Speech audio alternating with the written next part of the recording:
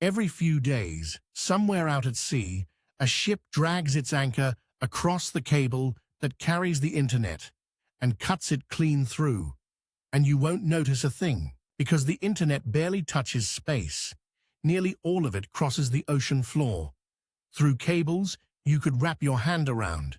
So why doesn't it go down every time one snaps? Pull the drawing.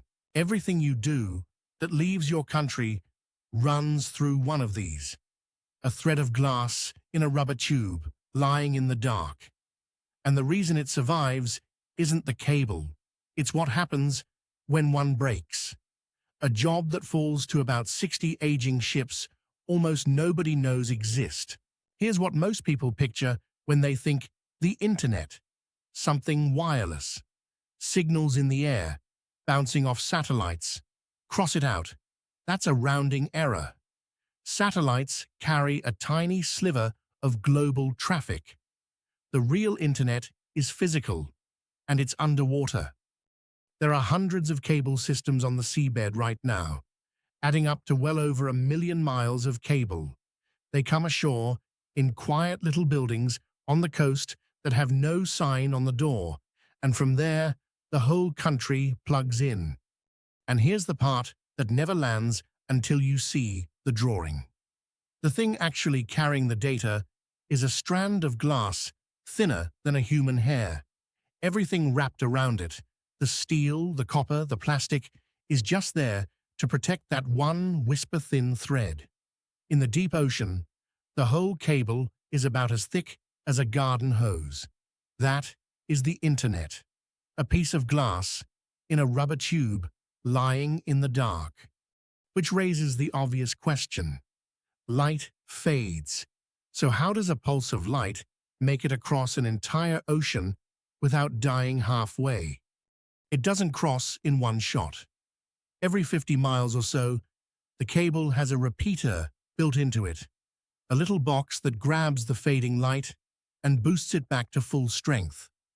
String hundreds of those along the seabed, and the signal gets handed from one to the next, all the way across. Those repeaters are powered by a copper sheath running the whole length of the cable, fed by a jolt of electricity from the shore, sometimes 10,000 volts, pushed through a cable at the bottom of the sea.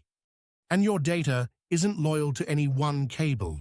It's chopped into packets, and those packets scatter across whatever paths are open, then reassemble on the far side, which is the first clue to our mystery, so hold on to it. Because now, the cut. A cable fails, and it's almost never sabotage or sharks. About 86% of the time, it's boring.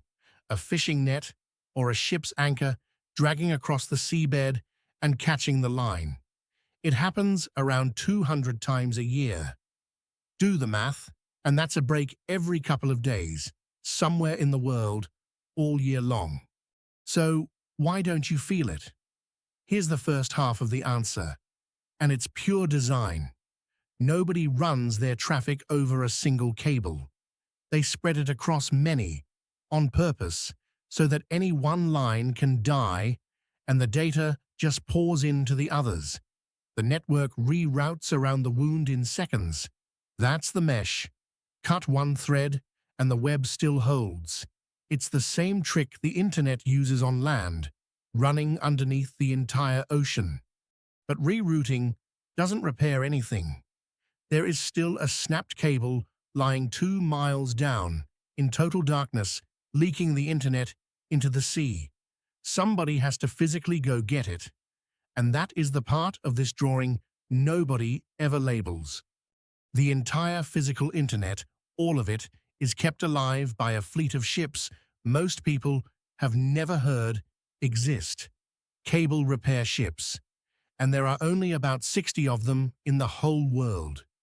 When a cable breaks, one of these ships sails out to the spot, sometimes days away, and drops a grapnel, basically a giant hook, on a line miles long. It drags the seabed until it snags the dead cable, then winches it up from the bottom of the ocean to the deck. On a deep break, they cut the cable, haul up one end, buoy it, go find the other end, and haul that up too. Then a technician splices it by hand. They line up that hair of glass with the new piece, fuse them, test it, waterproof the joint, and lower the whole thing back down to the seabed to sit there for another 20 years. A satellite crashes and you get headlines. This happens 100 times a year, and you get silence. Here's the part that should make you a little nervous. That fleet is old. Of the roughly 60 ships holding the modern world together, only a handful are under 18 years old. Most are 20 to 30 years into their lives. They cost over $100 million each to replace, and there is no giant reserve fleet waiting in the wings. The internet feels infinite. It is actually defended by about 60 tired boats. So, where does the mesh actually fail? At the pinch points. In a few narrow places, the Red Sea, some straits in Asia, dozens of cables are forced through the same slim corridor. Cut one line out in the open ocean, and the mesh shrugs. Cut a corridor where everything bunches up, and the reroute has nowhere to go. Whole countries have watched their internet crawl because a couple of cables failed in the wrong tight spot at the same time. And the quiet threat isn't one dramatic cut. It's arithmetic. If enough cables break at once, in the wrong places, 60 aging ships simply can't be everywhere. The system isn't fragile because the cables are weak.